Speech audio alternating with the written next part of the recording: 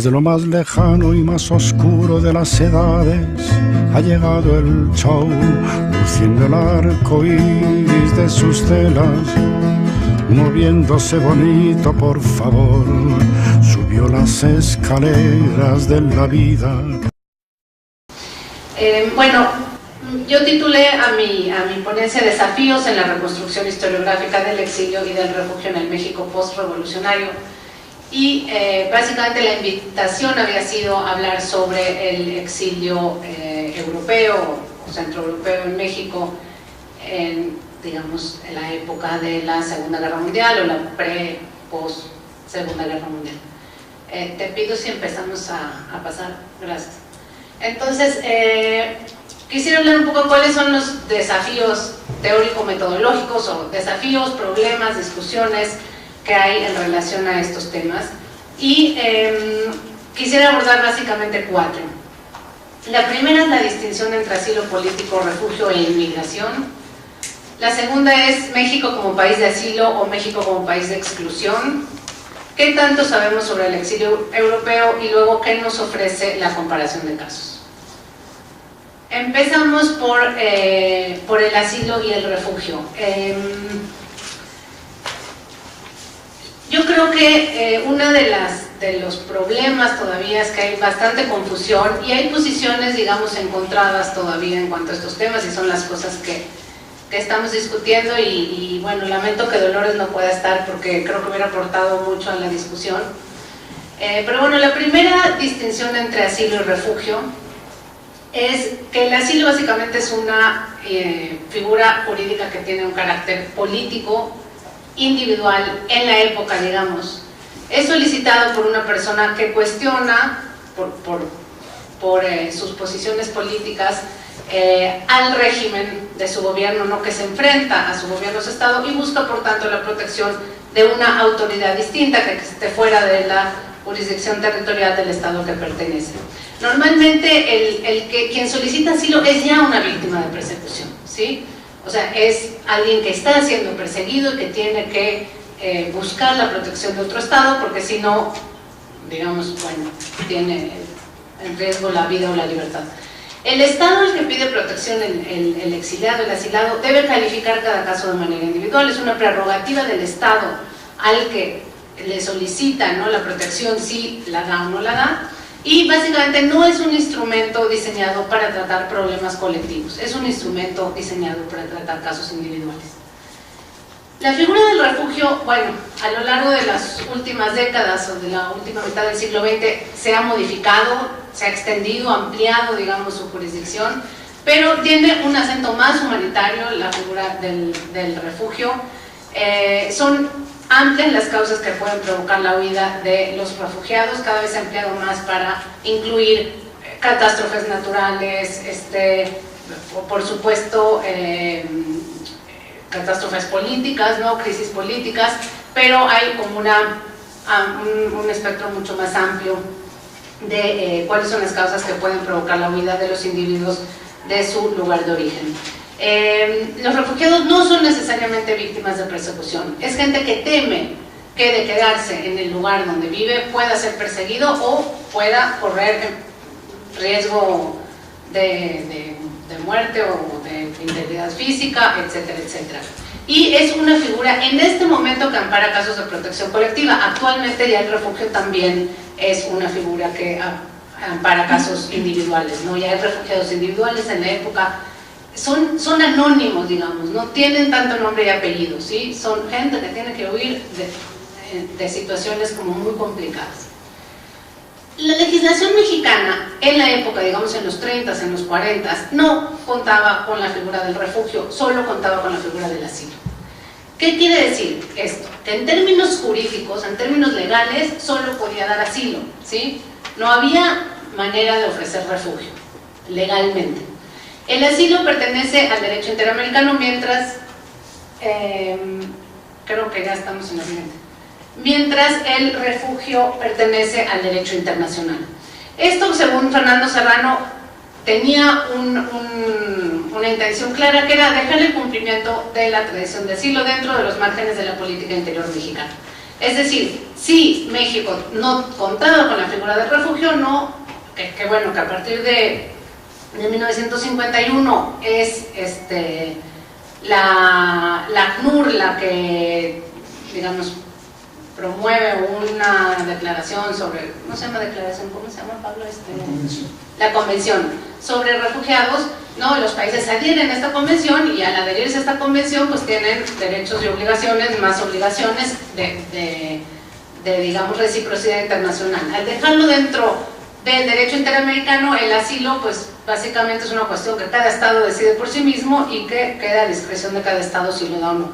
Entonces México se mueve dentro de la figura del asilo y esto le permite no tener por lo menos compromisos a nivel internacional de ofrecer protección, digamos, necesariamente a ciertos grupos, sino queda a discreción.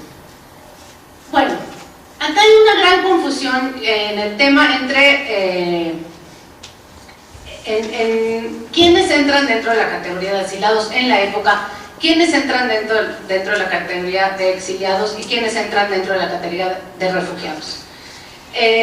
No es un problema menor. ¿Por qué no es un problema menor? Porque si a una persona se le garantiza su condición de refugiado o de exiliado, se asume que esa persona merece ser protegida, ¿sí? Merece ser asistida. Si a una persona no se le da esa categoría, si se la considera inmigrante, entonces no se asume que hay que protegerla, ¿sí? Pongo el caso concreto pues, de lo que yo he estado trabajando, que es la cuestión de los refugiados judíos. Es la gente que tiene que empezar a huir del nazismo desde 1933, pero realmente desde 1938, cuando en Alemania empieza a haber una crisis de refugiado mucho más seria. Y en México no se los considera, no se les da la categoría ni de refugiados ni de exiliados, sino de inmigrantes. ¿Cuál sería la diferencia principal entre un refugiado, un exiliado o un inmigrante? Es ¿por qué se va la gente del lugar donde vive? ¿Sí? ¿Cuáles son las causas que motivan la huida? En un caso, la gente no se quiere ir, ¿sí? La gente quiere seguir viviendo donde está, pero la situación la obliga a partir, sean asilados, exiliados, refugiados, no se quieren ir, se tienen que ir. Los inmigrantes, en cambio, sí buscan voluntariamente, aunque ahí la frontera también a veces es pues, no muy clara, pero buscan irse a vivir a otro lugar porque quieren ir a vivir. No es la necesidad de salir del lugar de origen, sino el deseo de buscar otro lugar que les ofrezca mejores condiciones de vida, de trabajo, etc. Entonces, bueno, esto genera en la época mucha confusión, incluso entre los mismos funcionarios gubernamentales que tienen que calificar los casos, que tienen que decidir cuándo sí México va a abrir las puertas, cuándo sí México va a proteger a esta gente y cuándo no. La discusión académica, ¿en qué va? O sea, ¿en qué estamos discutiendo o lo que hemos discutido los que estamos trabajando estos temas? Bueno, hay algunos historiadores y hay algunos académicos que sostienen que si no había refugio, entonces no se podía ofrecer refugio, ¿sí?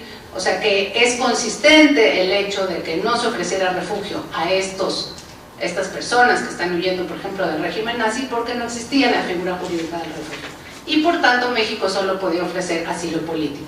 Y en este caso, pues es congruente, digamos, con los casos que sí se abren las puertas del país en este momento para proteger refugiados, que sería el caso paradigmático del exilio español, ¿no?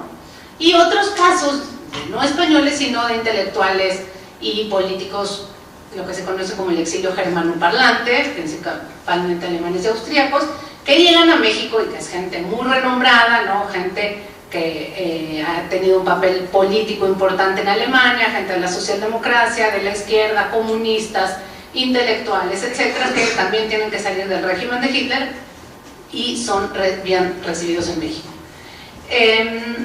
La otra posición es quienes sostienen que el gobierno mexicano sí ofreció refugio, aunque no existiera la figura jurídica, aunque no existiera como tal. ¿Por qué? Porque la figura del asilo se volvió una figura flexible y bajo esa figura se ofreció protección a gente que no cabía dentro de la definición clásica del asilo. Yo estoy en esta segunda postura y me peleo con los que consideran que no, porque creo que la figura del asilo fue una figura flexible, que se dio protección a gente que no cumplía con las características clásicas para ser asilados políticos, y es el caso, por ejemplo, de los niños. Sí, es el caso de los niños de Morelia. Los niños no pueden ser calificados como asilados políticos. Es el caso de los refugiados, estos cerca de 1.700 polacos que llegaron a Santa Rosa en 1943, estaban en Irán y necesitaban evacuarse de ahí porque, bueno, por cuestiones militares, por ahí pasaba el aprovisionamiento al Ejército Rojo y había que buscarles un lugar de reasentamiento. México los recibe y son prácticamente ancianos, mujeres y niños, ¿sí? Pues llegan como asilados políticos, pero nuevamente no es el caso. Entonces, estas distinciones entre refugio y asilo creo que son importantes, y también creo que es importante la diferencia entre asilo e inmigración. Es decir, cuando la gente huye porque tiene que salvar su vida y cuando la gente huye porque está buscando simplemente mejores lugares de vida, de trabajo, etc. Esto ha llevado también a confundir la política inmigratoria en México con la política de asilo, ¿sí? Y creo que estas discusiones entre política inmigratoria y política de asilo, digo política de asilo en términos amplios, política de protección a refugiados, ha llevado también a esta discusión sobre qué tanto México es un país de puertas abiertas, o qué tanto México es un país de puertas cerradas, qué tanto México es un país, bueno, de que es un país de inmigración, pues no, ahí sí hay acuerdo en que no es un país de inmigración, pero a que de pronto se confunda y sobre todo en la literatura de autores extranjeros veamos muchas referencias a México como país de puertas abiertas o México como país de inmigrantes. Entonces, creo que ya pasamos a la siguiente. ¿Cómo conciliar ambas visiones? O sea, ¿cómo conciliar la visión de que la política inmigratoria mexicana ha sido una política restrictiva, selectiva, excluyente, cosa que hemos trabajado mucho, Pablo ha trabajado mucho, que también que he trabajado yo, estas restricciones que empezó a integrar la política inmigratoria mexicana, todos los grupos que quedaron fuera a partir de la década de los 20, que no podían inmigrar a México por circulares confidenciales de la Secretaría de Gobernación que prohibían la entrada. Supongo que ustedes ya han leído estos textos, pero bueno, que prohíben la entrada desde gente de color, afrodescendientes, gitanos, judíos, árabes, chinos, por supuesto, etcétera, etcétera, etcétera, ¿no? Que estas se fueron ampliando hasta que en 1934 la circular 954, pues ya en lista, creo que hay más de 30 grupos étnico-nacionales que no pueden entrar al país. Entonces, ¿cómo conciliar? Creo que estamos en ese momento de cómo conciliar la imagen de una política inmigratoria sumamente restrictiva, sumamente discrecional, absolutamente discrecional. ¿Qué quiere decir discrecional? Que esa queda discreción a las autoridades, ¿sí? Cuándo no, ¿por qué? ¿Qué grupos sí, qué grupos no? ¿Por qué los chinos sí? ¿No? ¿Por qué los chinos no pueden emigrar a México y los japoneses sí? ¿No? ¿Cómo se van construyendo estas prohibiciones, estas categorizaciones, etcétera? Y una política de asilo que tuvo sus momentos de una gran generosidad, ¿no? Que tuvo momentos pues de mucha apertura, de mucha empatía frente a la suerte de estos perseguidos, y de mucha generosidad, de mucho humanitarismo, etcétera. ¿Cómo conciliar estas dos posturas? Creo que es una de las cuestiones que en este momento la discusión académica está discutiendo. Hay autores que defienden, ¿no?, el México de puertas abiertas. Es una discusión muy pasional también, creo. Es una discusión donde no hay serenidad y calma y racionalidad. Creo que hay muchos afectos mezclados. ¿Por qué? Porque muchos son hijos o nietos del exilio español, muchos son hijos o nietos del exilio judío, y muchos son hijos o nietos del exilio latinoamericano, y hay una parte de la propia vivencia de los investigadores que aquí se involucra sin duda, ¿no? Entonces, pues tenemos a los investigadores pues muy románticos, ¿no?, que siguen defendiendo el México de puertas abiertas, junto con buena parte, yo creo, de la sociedad mexicana, que ha habido mucha resistencia a cuestionar esta imagen, ¿sí? Por eso también creo que la tenemos que analizar, o sea, tenemos que analizar qué lugar ocupa dentro del imaginario identitario de la nación, qué lugar ocupa dentro de cómo nos vemos los mexicanos a nosotros mismos, esta idea de que sí somos un país de puertas abiertas, de que sí somos un país generoso. ¿Por qué cuesta tanto trabajo cuestionarla? Y por otro lado, pues está la otra visión, ¿no? La visión excluyente, la visión que dice, bueno, pero tenemos que hablar de la matanza de chinos, bueno, tenemos que hablar de las prohibiciones a las mujeres mexicanas para casarse con chinos en Sonora, de la expulsión de los chinos, ¿no? de Sonora, qué pasa con los refugiados judíos que no llegan, qué pasa con los húngaros, qué pasa con otros grupos a los cuales no se les permite entrar al país, y que estamos viendo en algunos casos también tienen algunos problemas para naturalizarse una vez que ya emigraron. Entonces, yo creo que es complejo asumir la dualidad, o es complejo asumir que pues pasaron las dos cosas, hubo generosidad y hubo mezquindad, hubo apertura y hubo cerrazón, hubo empatía y hubo indiferencia, y que todo acabe dentro de este cuadro que se va volviendo cada vez más complejo, y que creo tenemos que lidiar con esa complejidad más que intentar resolverla por una vía o por la otra. Entonces, bueno, en este sentido, pues creo que sí tendríamos que analizar cómo se ha construido la imagen del México de puertas abiertas, y creo que acá sería interesante hacer comparaciones. ¿Cuál es la narrativa de otros países que también han recibido contingentes de refugiados y de exiliados? O sea, ¿cómo nos comparamos con Estados Unidos? ¿No? Estados Unidos, bueno, sí, país de inmigrantes, sin duda, ¿no? Pero ¿qué pasa han construido los Estados Unidos una narrativa de país protector de perseguidos?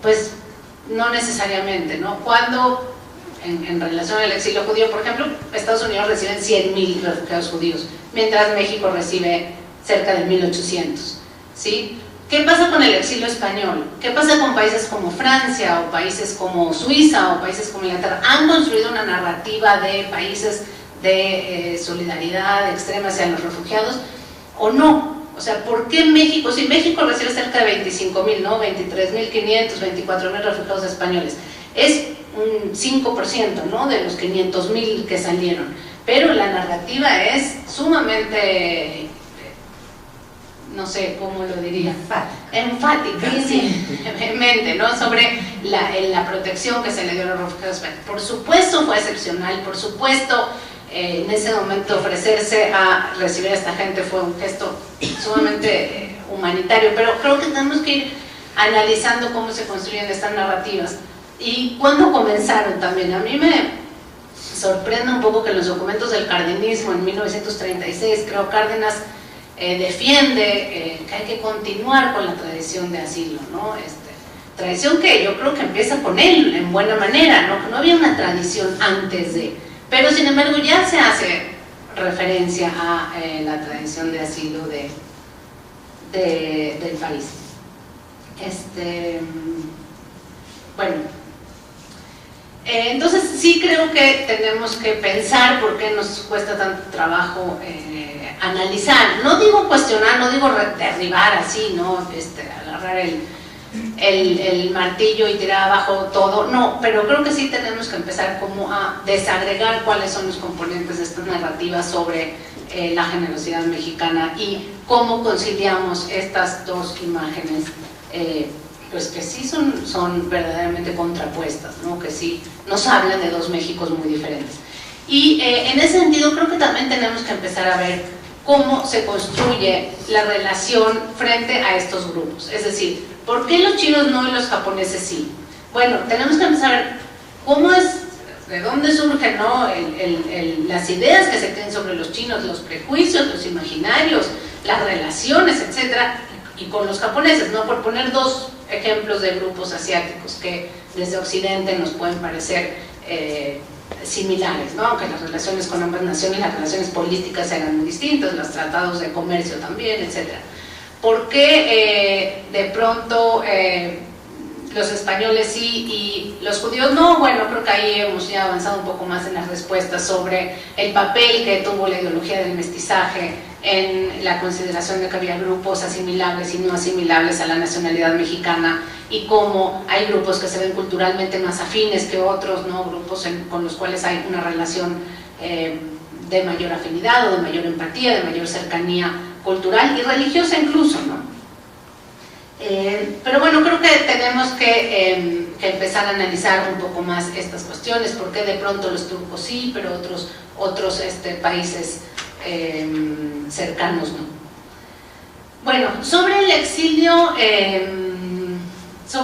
europeo, que era un poco la invitación a hablar en este momento, fuera de los casos del exilio español, que ha sido muy trabajado, y del exilio judío, que creo que bueno, también hemos aportado ya algunas investigaciones importantes, el resto de los casos está prácticamente no trabajado, y creo que sabemos muy poco del exilio europeo en general. Traje acá, si puedes poner la siguiente, la anterior, la bibliografía. Estos son, digamos, los aportes principales. Hay más cosas, pero no muchas, y realmente, pues contados con los dedos de la mano. El libro de Pablo de México, País Refugio, fue una gran aportación, y aún así son artículos, ¿no? En general, la mayor parte son artículos. Hay algún libro sobre refugiados polacos, el libro de Fritz Pohl, que está en alemán, pero es sobre la inmigración político-cultural, y un par de artículos más, y realmente ahí se acabó. Y acá creo que hay otra paradoja importante, que es ¿por qué, siendo la idea esta de México de país de brazos abiertos tan importante, se ha estudiado tan poco? Sí, hay muy pocos estudios sobre política inmigratoria en México. Creo que no hay un solo libro, a ver si lo hacemos, Pablo, sobre política inmigratoria, ¿sí? O sea, están los trabajos de Fernando Serrano, están algún libro por acá sobre el exilio, algún libro por acá sobre la política de asilo, pero realmente hay muy poca, digamos, sistematización. Muchos documentos han aparecido, lo tenemos que decir también, hace muy poco, ¿no? Las circulares confidenciales, el archivo migratorio, que también Pablo ha trabajado mucho.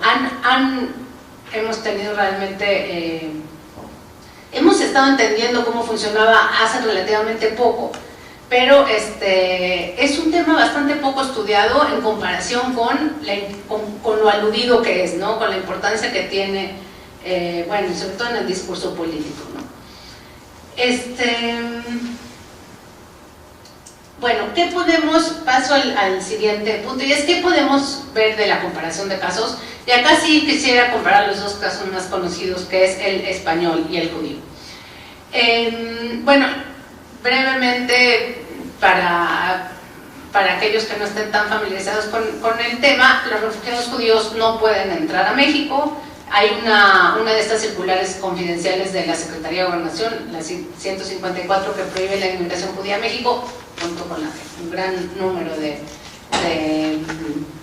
grupos étnicos y nacionales, y los refugiados judíos, como les comentaba antes, no fueron considerados refugiados, sino inmigrantes, como tanto no podían acogerse a la política de asilo, sino a la política inmigratoria.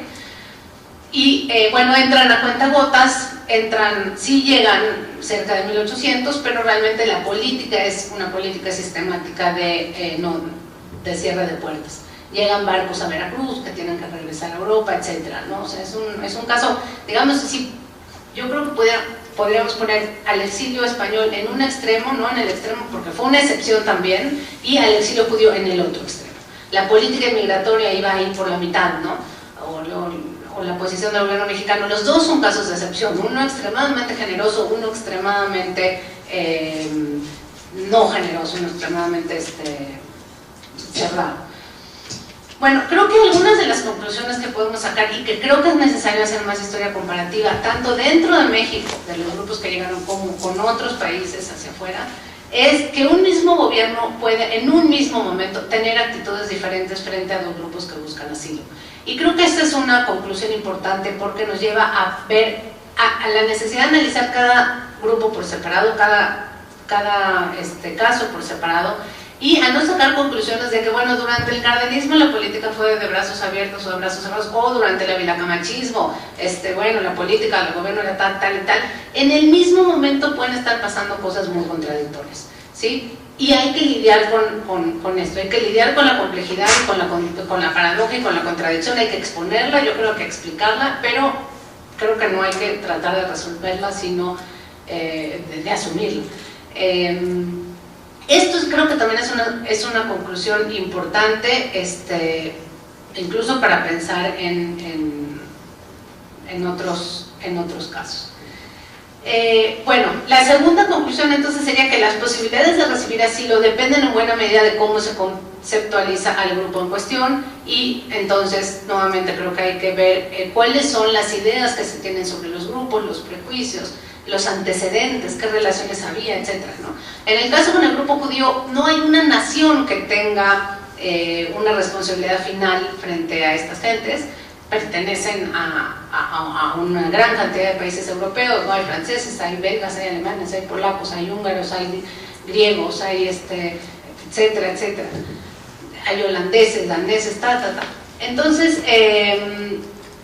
también en este caso no es gente que fuera repatriable, no hay a dónde mandarlos de regreso, no hay una nación con la cual negociar esto.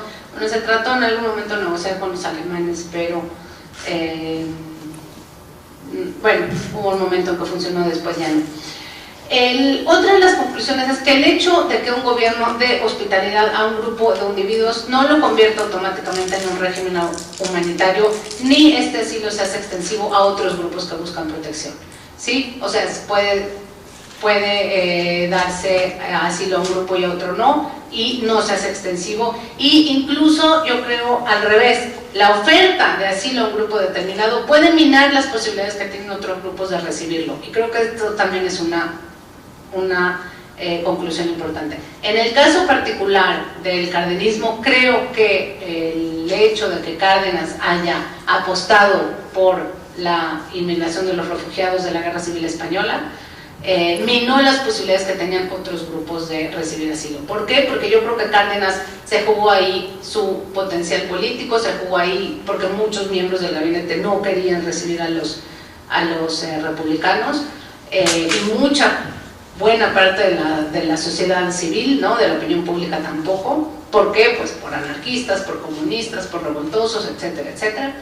Entonces, buena parte yo creo que del capital político de Cárdenas en este tipo de cuestiones se negoció aquí, y ya no había más espacio para volver a hacer otro tipo de negociación con otros grupos, a pesar de que la posición de Cárdenas, él en lo personal quizás hubiera sido más generoso también con el exilio judío, o algunos otros miembros del gabinete del Servicio Exterior Mexicano que sí pensaban que era gente que estaba en peligro y que había que salvarla, sobre todo a partir de 41, cuando ya se sabe que el gobierno de Hitler había decidido lo que se llama la solución final, que es el exterminio físico, ¿no? de las poblaciones judías europeas, y que entonces se sabe que esta gente está en peligro de muerte y que va a ser asesinada, pues, ¿no? Entonces, creo que este tipo de distinciones y este tipo de, como empezar a hilar un poco más fino, creo que ya es momento, el momento historiográfico en el que nos encontramos es un momento para empezar a hilar más fino, para empezar a complejizar, para empezar a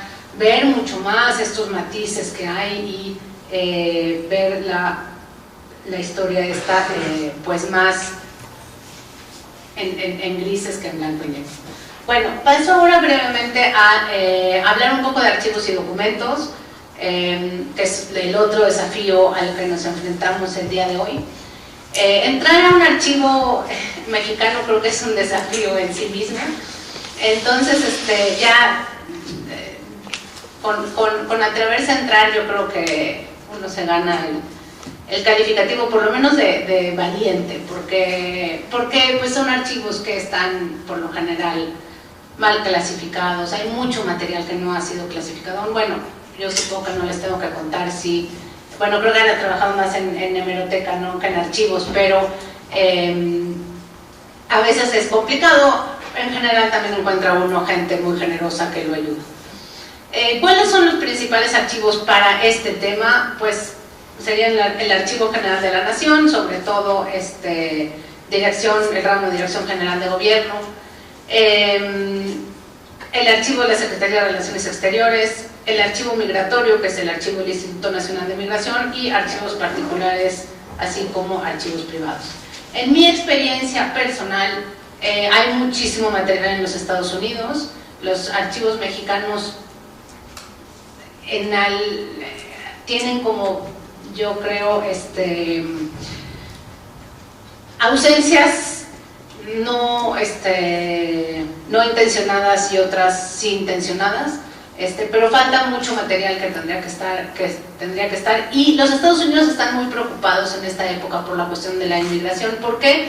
Pues obviamente por la frontera compartida y por la posibilidad de que a través de México ingresaran a los Estados Unidos gente que los Estados Unidos no querían. Entonces hay mucho control sobre qué está pasando con las fronteras mexicanas, quiénes están entrando a México. Hay reportes mensuales de inmigrantes que entran a México por puerto, por consulado estadounidense. Cada consulado va mandando información sobre gente que va llegando a los puertos.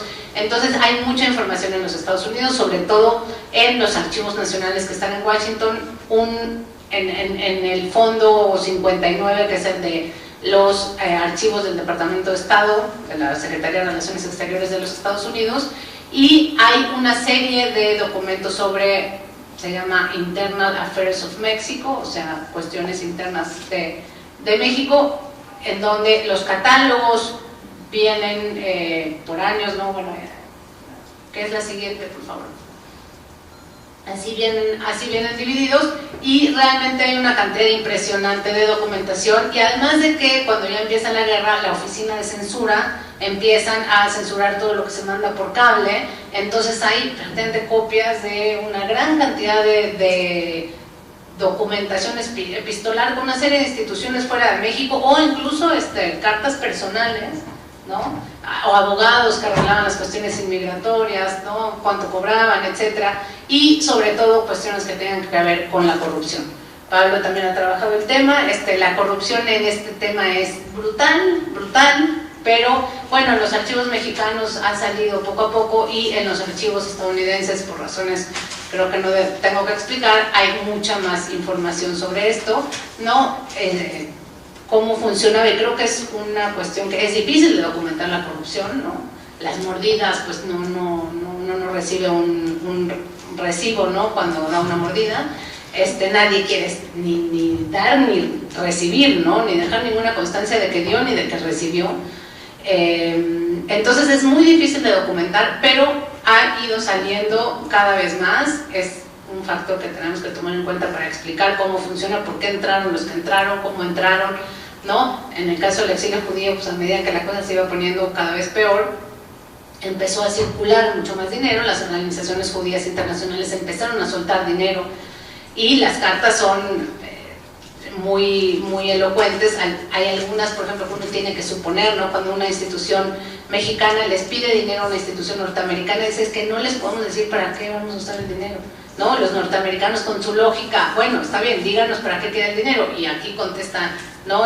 La comunidad judía local, no les podemos decir, no, tienen que confiar en que vamos a usarlo para desembarcar a la gente, pero no podemos explicarles en qué vamos a usar el dinero. Bueno, ahí toda la cuestión de los códigos culturales. Los desafíos también, tienen que ver, si pasamos en la siguiente, por favor, con la ubicación del material. En este caso, mi recomendación es que se hagan amigos de la gente que trabaja en los archivos, es la mejor ayuda que pueden tener, y que sean insistentes y traten de buscar por muchos lados. Si no está en el catálogo, busquen otras formas. Hay como materiales de consulta, ¿no? A veces alternos. Pregunten a gente que ya haya trabajado el archivo, etcétera. No hay que tratar de agotar todos los recursos. Hay desafíos que tienen que ver con, otra vez, cómo interpretar contradicciones, ¿sí? Sobre todo si uno está viendo, por ejemplo, el archivo de la Secretaría de Relaciones Exteriores y el archivo de la Secretaría de Gobernación. Muchas veces hay disposiciones encontradas, disposiciones que no se cumplen, sí, obviamente cuestiones que no son como pasaron, pero muchas cosas en donde el discurso y la práctica van teniendo una gran distancia. Y como ejemplo de esto quiero mostrarles esta ficha de Otto Mayer, que es una de las fichas del Archivo General de la Nación, y con esto voy a cerrar. Otto Mayer es el abuelo de Carlos Elizondo Mayer Serra, profesor del CIDE, y por cercanía con la familia tenemos información del abuelo de Otto. Bueno, Otto Mayer era un alemán, musicólogo, y que llegó a México, bueno, salió de Alemania en 1933, perseguido por los nazis. Bueno, no perseguido directamente, pero cuando llegó a la Biblioteca Nacional era un doctor en, no sé si en filología o algo así, y no lo dejaron entrar a la biblioteca por judío. En 1933 dijo: yo me voy de aquí, y se fue. Y se fue a España, y en España lo agarró la Guerra Civil Española, y después entonces trató de venir a México. Bueno, llegó a México. Esta es su ficha de cuando entró a México. El primer error de la ficha es que, no sé si se ve de dónde están, pero si ven arriba a la izquierda, el nombre que dice ahí es Odón Mayer Serra Lorenz. Bueno, no se llamaba Odón, se llamaba Otto. El Serra es un apellido compuesto que se lo agregaron al Mayer, él se llamaba Otto Mayer, para que pudiera inmigrar como español. No sabemos si una familia que lo adoptó, no sabemos si lo adoptó afectivamente o económicamente, o sea, si fue un arreglo afectivo económico, pero bueno, la cuestión es que le pasaron el nombre Serra, el tercer apellido de Lorenz no sabemos de dónde es. Bueno, dice acá, si ustedes ven del lado derecho, bueno, como en la mitad, ¿no? Dice edad 34, estado civil casado, doctor en filosofía, periodista. Idioma nativo español, para nada, ¿no? Habló hasta que se murió con un acento alemán impresionante, que no sé cómo los agentes que hicieron esta ficha pudieron poner que su idioma nativo era el español, era el alemán. Aprendió el español un poco en España y más bien en México. La otra cosa que está mal en esta ficha es la nacionalidad actual. Dice nacionalidad actual española, pues no tenía la nacionalidad española, era alemán. Y otra cosa que está mal en esta ficha es la religión. Era judío y en la religión dice protestante, ¿sí? Entonces,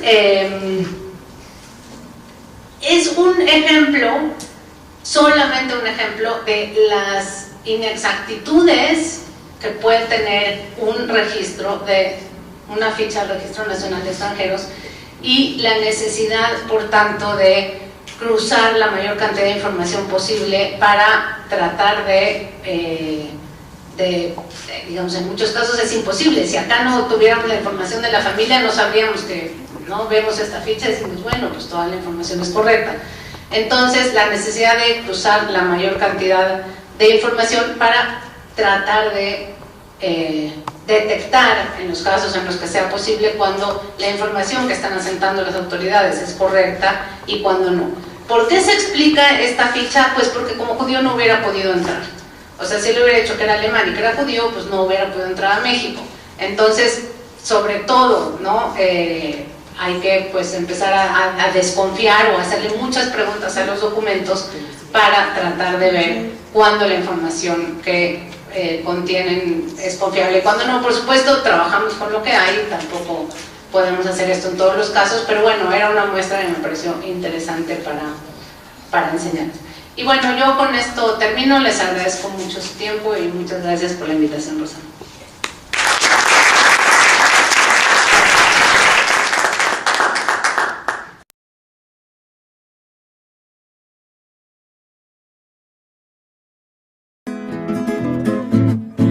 Desde lo más lejano y más oscuro de las edades ha llegado el show, luciendo el arco iris de sus telas, moviéndose bonito, por favor, subió las escaleras de la vida.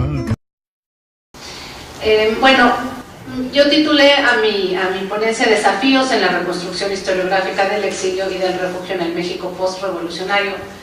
Y básicamente la invitación había sido hablar sobre el exilio europeo o centroeuropeo en México digamos, en la época de la Segunda Guerra Mundial o la pre-post-Segunda Guerra Mundial.